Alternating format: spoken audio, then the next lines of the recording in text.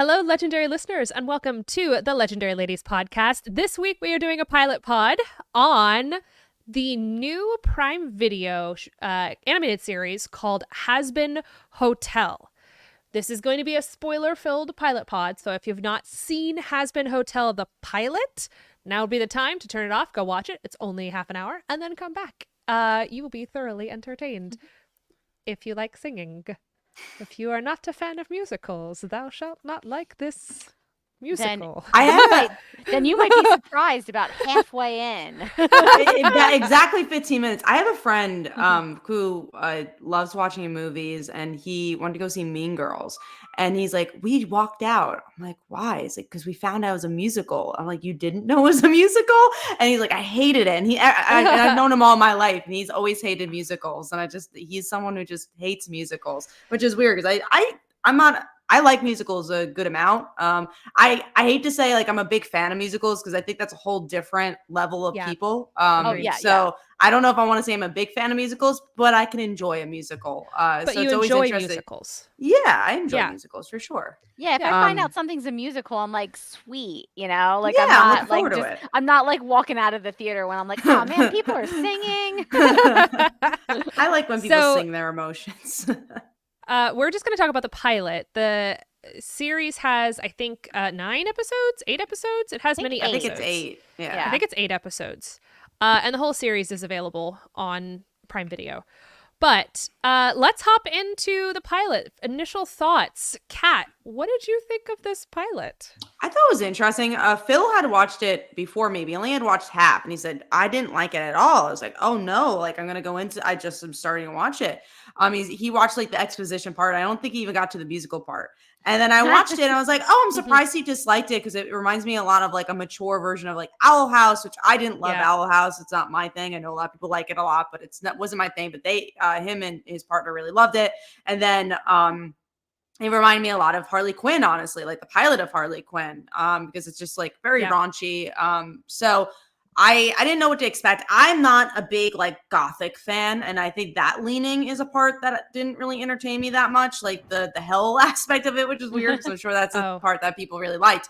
But I liked the characters enough. I thought it was a good pilot, and obviously I enjoyed the musical aspect. I liked that it felt very She-Ra.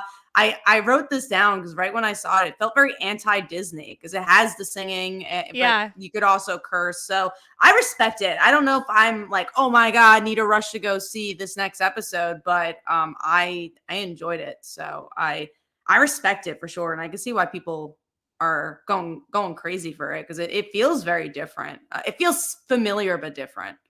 Yeah, I would agree with that. And as a spoiler alert, I actually did go past the pilot because I was like, they're not that long. The pilot gave me that thing that like I think good pilots and some bad pilots do, which is like a curiosity gap of like, what is this show? Like after the pilot, I was like, what is the show about? Like, what's the next episode of this show gonna look like? Because I just like wasn't sure, so I did watch additional episodes. I think I watched the next 2 before we recorded today. Did you find anything else out? Because I also don't know what the plot of this right show like is. that's what I was like, I just need to know the plot of this show. Like that, I feel like it's weird to come out of a pilot and be like, I don't know what episode 2 is gonna be like.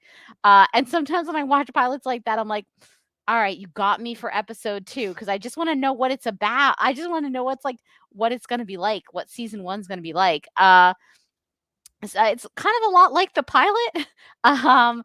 There's singing, but usually about halfway through, and you've kind of forgotten it's a musical, and then somebody starts singing, and you're like, like a jump scare. And it's sort of more of like setting up the world of like this version of hell and how the different people interact with each other, and like more of her trying to get people into her hotel to like save their souls and stuff like that. I thought that the pilot was really interesting. I liked a lot about it. I thought it was fun. Obviously I liked it enough to be like, let's keep going and see what else this show has to offer. So I think as a pilot it works pretty well. I do kind of feel like maybe some more singing earlier in the episode would have been a little easier, because by the time they start throwing the musical on you, you're like, wait, they sang? Right. I did not. I think maybe I read about the singing before that, but I was also still a little surprised by the singing. So Amy, I think you lost your Am I internet back? for a second, but you are back I now. did. So I lost my internet in the most classic, like, it started with the little tick tick tick tick like circle of death on your two Oh screens. no. And then I literally heard Morgan's voice go those are never You the had- fun losing the internet. and I was like, son That's of a usually gun. that's how I talk too. So that was confusing for Amy. I've so missed what you two just said. We both liked it. We Great. both thought it was solid. I will admit, I was ready to judge this book by its cover. Right away, I was What like, is the this cover to animation you? style. For me, Okay. the animation style. I was like, I don't know about this. I'm like the weird X over the eye and the hair thing. I was like, I don't know about this. Saw it on the pictures, my brief little Wikipedia search. And within about 30 seconds of the episode, I was like, oh, I'm going to like this. I'm really going to like this. And I right away was attracted to the idea of it and the story of it and just the general kind of off the cuff kind of that aspect where that they would not be opposed to breaking the fourth wall. Like, I like that kind of humor. And then she started singing, and I was like, well, this is going to be my identity until this series is done. I love this. So did you watch past the pilot or? No, I actually started to, and then I had to stop because I had to watch Whiplash for our next recording. But 100% intend to continue. Already have downloaded the soundtrack off Amazon Prime. I'm already learning Welcome to Hell. I immediately was like, this is attractive to me. I like the singing style. I think it's absolutely hilarious that they're playing off of the almost the Beauty and the Beast Belle opening number, but it's in hell and things are just terrible. And I don't know if you were able to catch all the lyrics, but if you weren't, I highly recommend putting it on captions because it's worse than you think it is. Like, they are very much terrible people. But I really like the dichotomy of the character who is trying to save them all and the people who are like, they're real shitty people. Like, they got into hell for being terrible people. And she's like, it's fine. We can redeem them. But I enjoyed the general arc of the story. And I hope that the rest of the series ends up being as entertaining for me as the pilot was. I think what's interesting is we obviously just kind of picked this at random. I saw it trending on Twitter and I was like, oh yeah, a lot of people are talking about it. Let's just we like celebrating cult favorite shows. That's something that we enjoy as this originally was a podcast about Legends of Tomorrow, cult favorite show. We like doing that for our aftermath. So it's cool to kind of not know what's going on and be pleasantly surprised because I think it's a little bit of everything for us because, I like musicals enough. I think we like animation and it's surprising that it kind of all fit our Venn diagram because that doesn't always happen, which I think we'll talk about in maybe a future episode. We did. And what were you going to say, Morgan? Oh, I was going to say, I think Amy might have missed this with her internet issues. But I actually did watch more, Amy. I watched the next two. You did? Yes, yeah. And the tone is very consistent, I would say, over the episodes I've watched. But I came out of the pilot genuinely what is this show? I know what the show is about now, but what is episode 2 gonna look like? I was I was so interested. I was like, okay, I gotta check out episode 2. And so more singing and stuff like that, obviously. And I think that they kind of start to develop the idea of the main character trying to bring these sinners in and get them rehabilitated to various levels of success. Mm-hmm. I love the overall premise of the story. The animation style is still a little weird for me, but I guess you get used to it. It's just not my type of animation style, but it does feel very Harley Quinn-esque, like you said earlier, Kat. I think Harley Quinn got me used to this sort of storytelling and this sort of off the cuff, R-rated doesn't take itself seriously kind of storytelling. Like I actually think that if I had not seen Harley Quinn before this would have been a little bit more challenging to watch for me. But I feel like Harley Quinn was a good gateway drug into something like this. That is But true. I hope, think this is much more mild than Harley Quinn, or at least Oh, absolutely. at least early Harley Quinn, where I was like, oh Yeah. God. Yeah. I just feel like maybe there's points where it was a little bit too raunchy for the sake of being raunchy, where I was like, oh, you're an animated show. I get it, I guess, but it wasn't that funny what they were saying. So I think with like Harley kind of found its balance as the show went on, where it became raunchy or it became more violent, but it found the balance between violence and telling a story. And I hope that this show does the same, where it's like, oh, we're just trying to show you that we're the anti-Disney in this pilot, but that doesn't mean we're going to make bad raunchy jokes all the time. Because there is a line. I feel like, I love a good raunchy joke, but I feel like they just did it to do it in this pilot. Are you talking specifically about the Adam character? Yeah. Specifically. Because I agree. I just didn't find him that funny, honestly. Agreed. I think they put it over the top. I think it was like one of those moments when someone's doing stand-up comedy, when you just kind of want to be like, stop, you did the punchline. The punchline's great. You need to stop. Like, it's no longer funny. Right. And I feel like that bit could have been cut down in the script or could have been directed differently. I feel like that went too far to the point of just being annoying and not really funny anymore.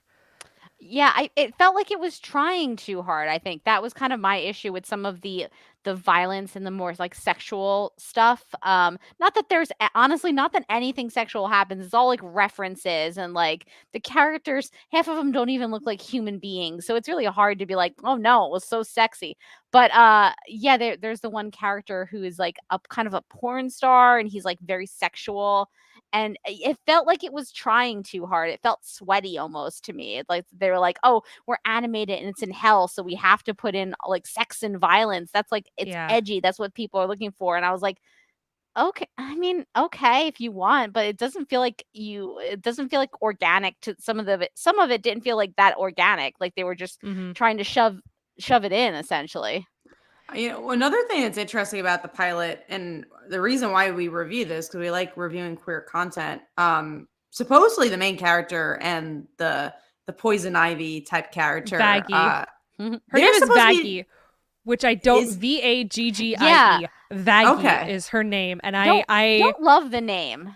I don't know where it came from. I don't know what the story is. Maybe we'll get an exposition dump about it, because there's a lot of bad like theories on how that could have gotten to there, but like, well, they're supposedly together, and I'm like, they are. And I kind of wish they were a little bit more explicit about it. Like, I even tried looking it up. I'm like, is there clips of them like just like being a couple? And I couldn't find it because I didn't watch all of it. But this episode, I'm like, are they friends? Are they together? I'm not really sure. Yeah, I was also unclear on like on their status, and honestly the only reason I figured that they were together is because you had mentioned Kat, I think you mentioned when you said maybe we should check it out, is like, oh, I hear there's queer content in it. So I was like, oh, maybe they're supposed to be together. But yeah, I can see your reading where you watch this show, at least like the first couple episodes, you just don't pick up that they're a couple at all. You're just like, those gals are good pals, right? Like, they are gals and pals. Just not as explicit as, considering how explicit some of the other like sex jokes and the violence is. The fact that they have like this relationship between the two main these two main characters that kind of feels like you're reading it between the lines is kind of weird. It's very interesting for such an adult show too. Well, I wonder if it's one of those things, though, where they're trying not to make a big deal out of it. Like, this is normal. Like, this is the normal thing that exists between these characters. And so maybe it's not meant to be over the top. Maybe it's meant to just be the normal thing between these two characters who just happen to be. I don't know if I need over the top. I just need, like, confirmation. Yeah. And then I just need to be like, oh yeah, they're together. That's pretty much all I really need. We do have a lot of comments here, so I do want to read them. We got our patron, Rachel, says, just watched the first episode. And I can't believe I never heard that the actress who played Caddy in the Mean Girls musical plays the main character, which I did search that. 'Cause there's a lot of people that are like on Broadway that are in this. Alex Brightman, Rachel also mentions, is the angel, and he's a demon in Netflix's Dead End Paranormal Park.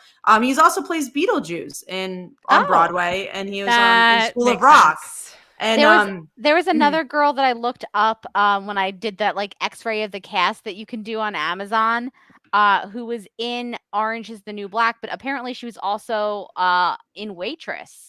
The musical. Oh wow, yeah, it's a big musical. Yeah, this is like they do like it. They actually got people from Broadway, and then they have Stephanie Beatrice, who's from Brooklyn Nine-Nine, and obviously in Encanto. So yeah, it's really interesting. They got a lot of people that are actually on Broadway or close to that parameter of Broadway. And you can tell the voices are really, really solid. They clearly know what they're singing. And there's something that's a lot of fun about casting someone whose voice could quite literally be a Disney princess. And she's singing about cannibals in downtown alleyways of hell. Like, it's very entertaining to me. And I think that the cast is really spectacular. I think there's a lot of really good variety in the different voice actors. And they do have different, at least from what I saw, it's different actors, like a lot of voice work. You have a voice actor for the character, and then you have a singing voice actor. So the singing voice actor for the main character, Charlie, is different than the actual voice actor. And the singing voice actress actually has not, like, she's done some stuff, but this is a really big break for her. Oh, wow. Based on what I was seeing on her website. I totally did some stalking. I was like, I want to know what your voice is, because I think she's spectacular. I also love when they cast a singing voice and a speaking voice that sounds so similar that it seems like it could be one person. Didn't know they were two. Yeah, did not know. This is a little off topic, but Amy has been reading the Court of Thorns book. So Rachel says the Court of Thorns and Roses book a very long time ago. I'll mind you know. No. Okay, how was the new one? Oh, did you finish? I'm not done yet. Yes. I know, we're like super understaffed at work, and so no, like we have just been painfully understaffed, and that means you do 4 people's jobs at work, and it's all like physical labor too, like literally taking care of animals, and you get home and you're so tired you just drop dead, literally, and then you resurrect for the next day at work. Anyway, I've not read the book, but Rachel says that she got a Court of Thorns and Roses. I'm so proud of her. You're gonna love it. From Park Books in Savannah Park, Maryland. So an indie bookstore as well. So very cool. Which I will always support. Indie bookstores are amazing. Yeah, that's awesome. So thank you, Rachel. And we're glad we can give you some recommendations. And it seems like you watched this show in particular because of the podcast. We're happy to hear that too. Anyone else who's listening, watching this show because of the podcast, that's pretty cool. Because again, this is definitely a word of mouth type show, especially these Amazon Prime stuff. So I'm curious to see where it goes, because Amazon Prime is also known for canceling things. I hope it's not that's one of those things. That is true. I didn't think about that, but yeah, they do tend to be a little cancel happy over there. Mm-hmm. Especially queer shows, which again, I don't know how queer it's gonna get, but it seems like the main character, and again, has been confirmed, is queer. So what did you guys think about like the actual storyline at the end, where you've got the big problem of the extermination of the Hellions, and they usually do it once a year, and now they moved it up every 6 months because Adam basically wants to destroy hell once and for all. Is this an intriguing enough reason for you to come back? Obviously, it worked for Morgan because Morgan watched 2 more episodes. It's going to work for me because I want to come back, but more because I just want to hear more songs. Yeah, I think that's the thing. I like the characters in the songs more than I like the story. Like, I could care less about the hell aspect of it all. And again, maybe that makes me not watch the second episode. But I think out of all the pilot pods we've done, this is one I'm more convinced to watch the second episode for. Because again, it's a really easy watch. It's something you can put in the background. It's not too intense in any way. And I obviously there's an overarching plot, which is cool. I think that actually gives a good reason for what the season's going to be about. But yeah, that's not the part that I'm most interested in particular. Yeah, do you feel that like the pilot starting with like what felt like 10 minutes of exposition hurt? That was bad. Yes. Really? I did. Yeah, because I did. Phil stopped watching it. And I was like, you stopped watching a show about musicals? You love musicals. Like, wait, it's a musical? I'm like, yeah, just watch. And it's so funny because I was telling his partner, Julia, who loves those type of shows too. It's like, oh, I've been watching podcast. He's like, Hazbin Hotel. It's like, yeah. It's like, oh, I watched it all already. I was like, you liked it? He's like, I loved it. I'm like, Phil didn't finish it. He's like, really? And it's like, yeah, because, and he said it's because of the exposition. He was so bored. And I agree. The exposition was so boring. And it's also it's a musical, and what are musicals for if not to give you a easy bridge into exposition? Like why didn't they just sing the exposition and make it into a song at the top of the pilot? And then I feel like even if you found the exposition a little bit boring, like there's a song you're bopping along to. Like I feel like that was a missed opportunity. Or the first song, the Happy Day in Hell song, could have been the opener. They could have found a different, purpose to where she's going. Like it could have been during the extermination, or it finishes and literally half of them get killed. And she's like, oh, great. Okay. Everybody's dead. Like there were options there. And I agree. I didn't mind the exposition part because I really liked the voice actress. And that for me that's a really big deal for me in animated stuff. If the voice actors and the voice actresses, if I don't connect with them, I probably won't continue watching. I'm the same with audiobooks. I listen to that sample and you've got 5 minutes to convince me to listen to your book based on your narrator. So the fact that it actually felt a little bit like an audiobook narration to start with in a very kind of princessy tone, I was very okay with that. Like I didn't mind that at all, just because I guess it didn't, I was intrigued enough, but I can understand how that would be something that could turn off a lot of other people. It didn't generally bother me though. So what do you guys question? What do you guys say was the strongest aspect of the pilot as far as a pilot goes? Like I think they did a really good job introducing us to the characters who we're going to be following for the rest of the series. Like the main characters, I know enough about them that I am invested in them, but I still have questions about them, which is going to keep me wanting to come back and learning more. I think even if this wasn't a part that I liked, I think the threat, because that's what builds a good story is, and especially a good arc is like, well, what are they fighting against? What are they doing throughout the show? So I think they did a pretty good job with that. And also the main character in particular, because I don't know if I like the supporting characters just yet, but the main character, like I felt her voice. I understood what they were doing with her. And she felt like a strong lead. Yeah, I liked the main character. I liked Stephanie Beatrice's character too.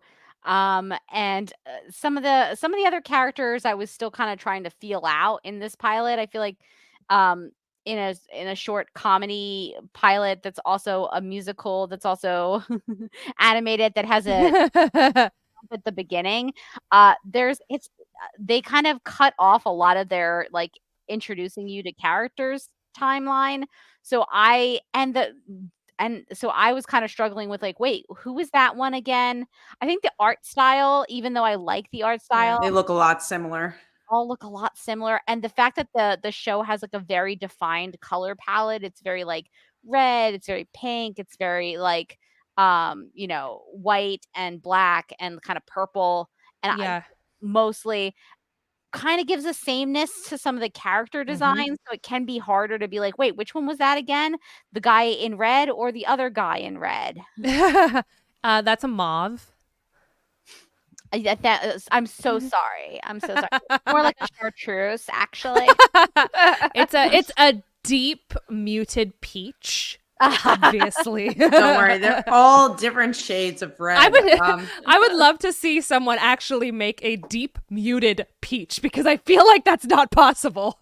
Because there's nothing, you can't make a deep peach. You can make a muted peach, but you can't make a deep muted peach. Like that just ends up being out there. If there's a graphic designer or artist listening who's like sees the deep muted peach in their mind, send that to us. Let us know. We just want to see that color palette. Another question I had going into this is, who is this for? I think that's one big question I have. Interesting question. Yeah, because supposedly this is based on like a YouTube short, and I think that's where it became popular. This is what I've heard, and it became a show eventually. So I, when I went into this, I'm like, this is for the gays, and then I watched it. I'm like, I don't know if it is for them. This is for people, I guess, who grew up with these type of shows. But I'm like, well, are they finding them? Because then, like, is this for kids? Because obviously it's not. So I'm just like, I am a little confused of who the show is for. I have to assume it's for. I feel like they took it as a jumping off point that this was like a property before that had fans, because it does kind of feel like they kind of they almost expect you to know some of these characters like as you're in there, and I was like, why would I know any of these people? But I think that's actually a great question, is like, who is this for? I guess it's like for fans of like adult animation, so like the Harley Quinn type of people. But yeah, I mean, there's a lot of elements in this, I will say. It's like it's animated, it's like an adult animated show.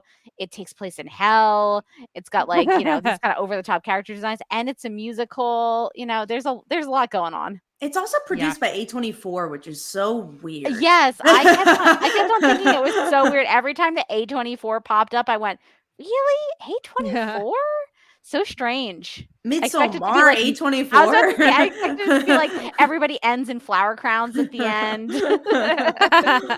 Yeah, so that and also I don't think they've, maybe I'm wrong, correct me, A24 fans, but I don't think they've ever done an animated thing. I think the closest thing they've done is Marcel and the Shell, which is stop motion. Yeah, that's true. And you know what? I am an A24 head, so maybe I should know. Of all the people to know, I felt it would be you. Yeah, I don't think they have, like, from my memory, like, I haven't seen every A24 movie, but I've seen a good chunk. But that was really interesting to me too. But I actually pulled up the Wikipedia to kind of get the info about what they did here. So the pilot was released on YouTube in 2019 and was made from freelance animators, which was largely funded by the showrunner's Patreon. Then the first season premiered now, 5 years later. The first episode was also released on YouTube on the same day for a limited release. The second season is confirmed to be in production. That's cool. So we are getting a second season. And the popularity and success have allowed to create a spin-off called Helvua Boss, which premiered in 2020. Whoa. So there's already a spin-off of the show that... okay, so the spinoff, I guess, was just a YouTube thing, and it had like 4 seasons. What? Yeah, so there's already a spinoff of this show. That's crazy. Interesting. Well, I'm sold. Like, I'm here for it. And maybe it's just because it's so ridiculous and it's so off the cuff. And I've said this before, and you guys know this about me. I really enjoy escapism art and escapism books and literature and movies. The fact that this is a story about a girl who was born in hell who sings songs about redeeming demons so they don't get murdered by heaven. Yeah, that's totally up my alley, because I don't want real life right now. Real life's a little crazy. Like, this is the kind of escapism that I'm looking for. And I think that's really attractive to me. And I think it's attractive to a lot of people. I think there are a lot of people out there that are just kind of overwhelmed by everything going on in the world. And that's what art is for. Art is meant to be there for you in various different ways. And for me, this is the kind of series that I can watch and just kind of slide along with and enjoy myself watching it and laugh and be like, haha, that was a really good song. I'm going to add that to my audition book.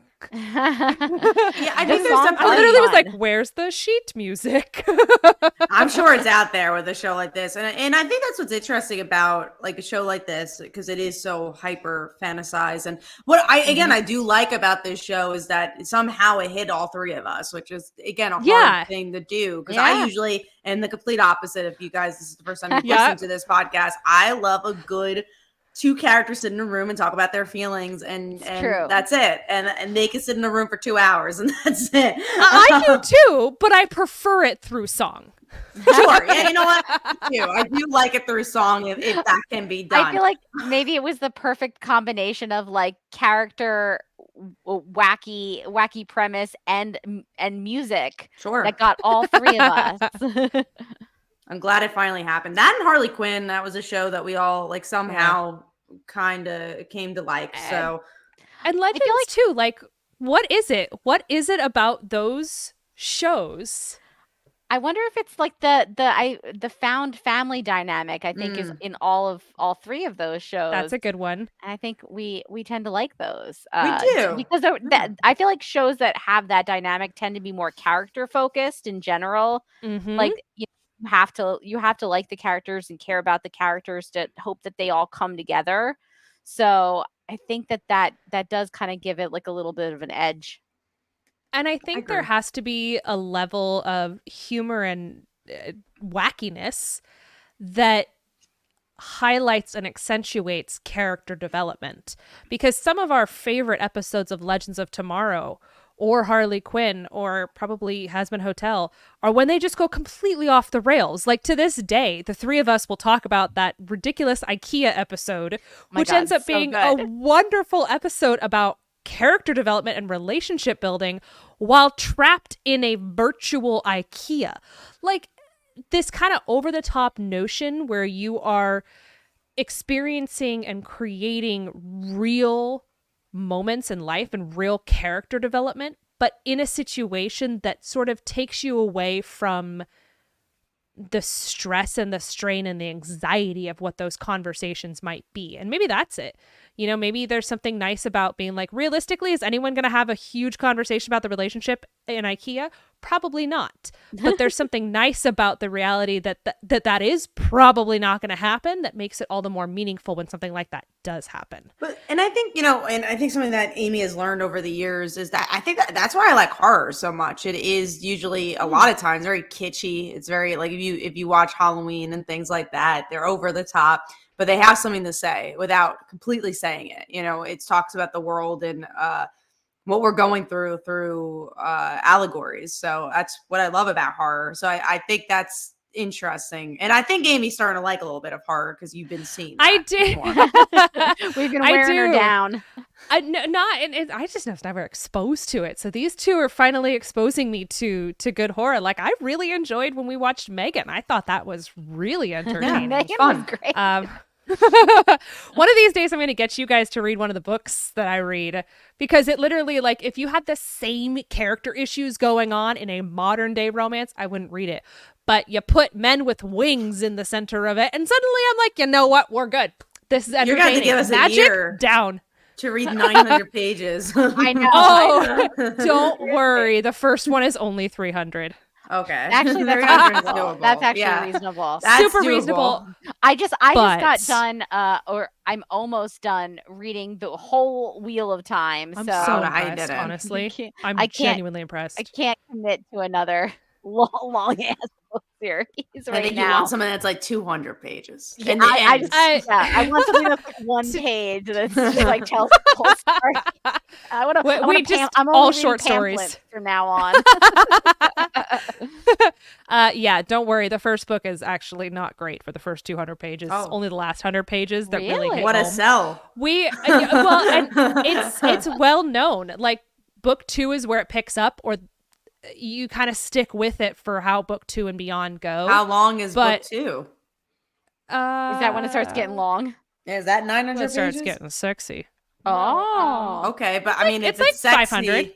That's still a lot of pages. it's don't worry. There are specific. It's an easy read, but like the first book, it feels a little bit like they wrote it, they cast it, they got to the mid-season finale and were like, this shit ain't working.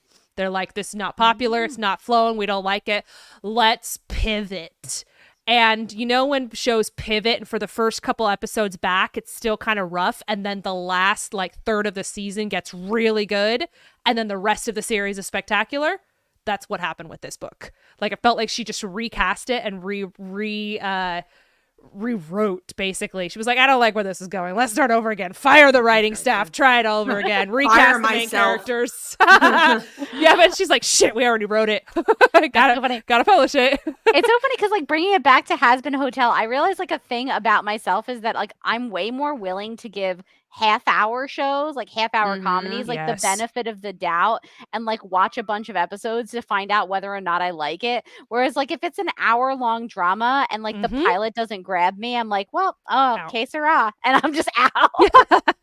Yeah, 100%. I think that's a big deal. Is that that half hour makes a really big difference.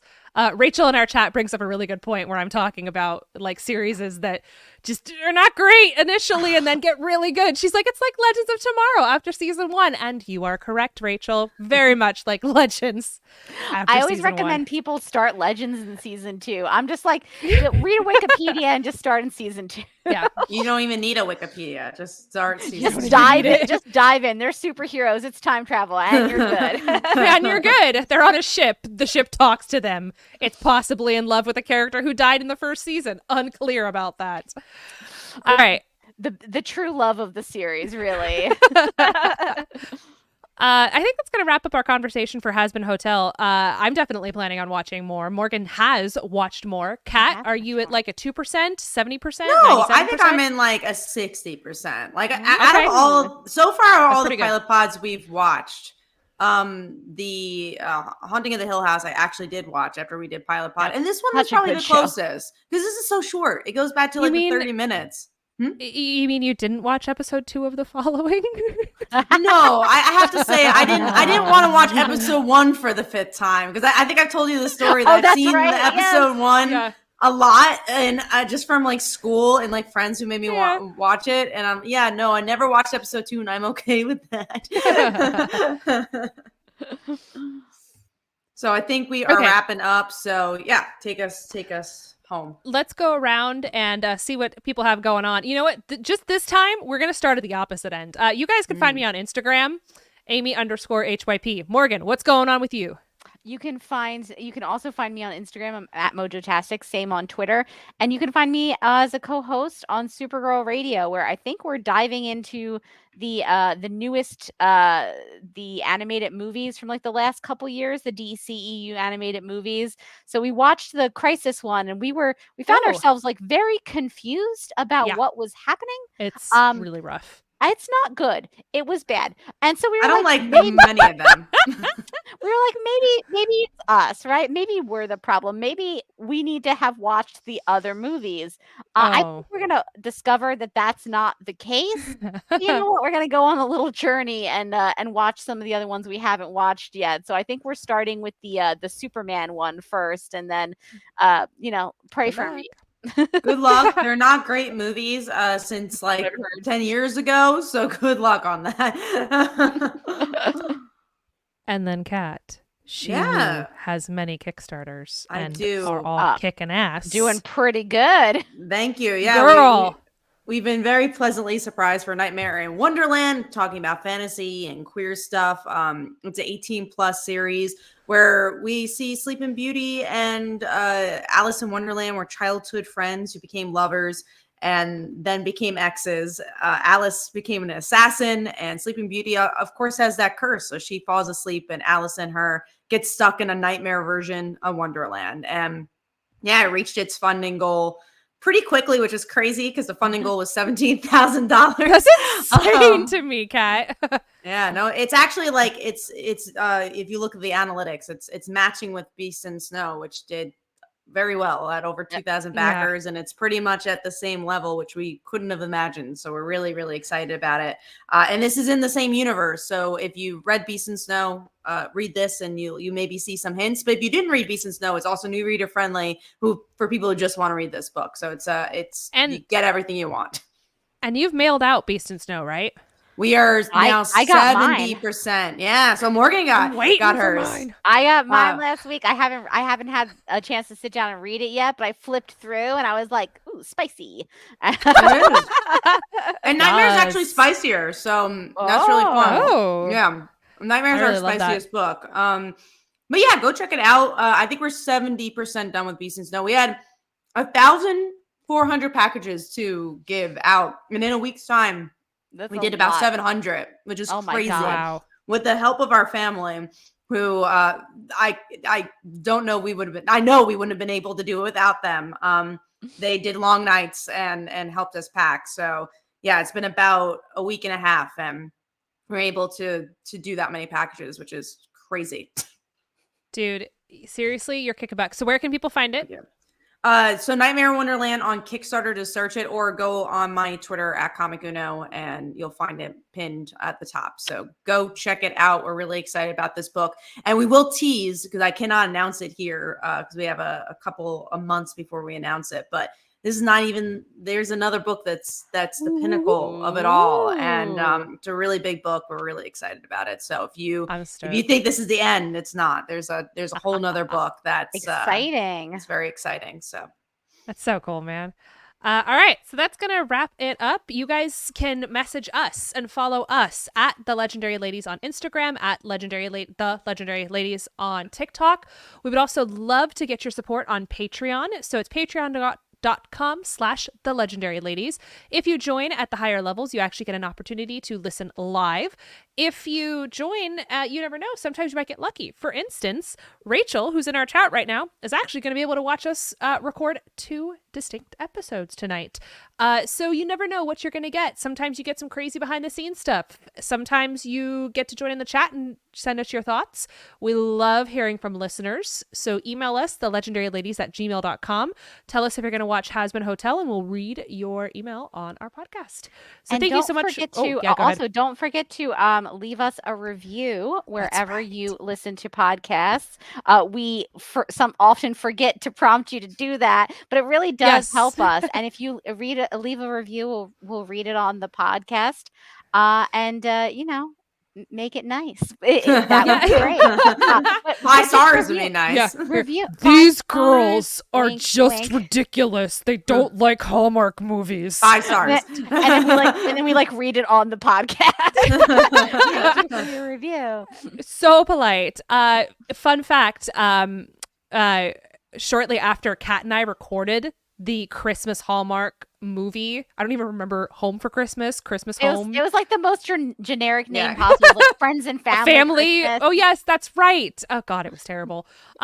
Morgan wasn't able to make it that night, and Kat and I were like, "This is terrible. We hate it." Morgan's like, "I would have defended it. I would have defended its honor. It would have been an interesting episode. I thought it was a fun little Hallmark, but then again, I feel like I've watched more of these Hallmark movies, and I'm just kind of immune to whatever ridiculousness happens in them. You're like, sure, another trope, yeah, give it to me. See, Morgan wouldn't have been bothered by the fact that they were pretending that Christmas tree was really heavy, when I had literally brought in a Christmas tree that day, and it's not heavy at all. And that bothered me. Christmas trees are so heavy. And they're carrying it in, and and I was like, guys, it's literally lighter than a you had some trauma. It's easy. You're like, I did this myself. Anywho, that's gonna wrap us up. Thank you all for joining. We hope you subscribe. We hope you follow. We hope you leave a 5-star review. And thanks for sticking around, and stay legendary.